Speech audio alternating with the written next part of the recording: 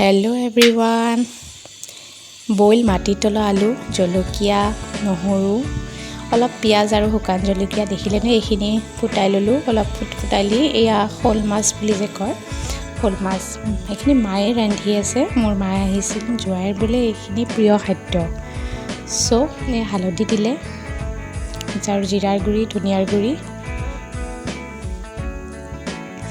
মাছখিনি অকণমান মছলাত লটপট কৰি ল'ব আৰু মায়ে কৰি লোৱাৰ নহ'লে মাছখিনি ভাঙি যাব যে।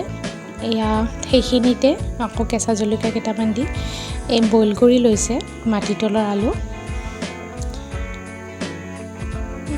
আলুখিনি ধুনীয়াকৈ ভুনি লৈ তাত অলপ নিমখ দি দিলে। নিমখ দি দিয়ে ঔটেঙাও বইল কৰি লৈ থেঠেলিয়াই লৈছে। তেনেকৈ বোলে আমাৰ মোৰ হাজবেণ্ডে খাই ভাল পায়। চ' মায়ে আহি জোৱাইৰ কাৰণে ৰান্ধিলে আৰু এতিয়া এই মছলাৰে অলপ বনাই লোৱা মাছখিনি বাছ উতলিবলৈ দি দিলে তাতে। ভিডিঅ'টো কেনে লাগিছে আপোনালোকে ক'ব দেই। ভাল লাগিলে লাইক, শ্বেয়াৰ আৰু ছাবস্ক্ৰাইব কৰিব। Bye bye.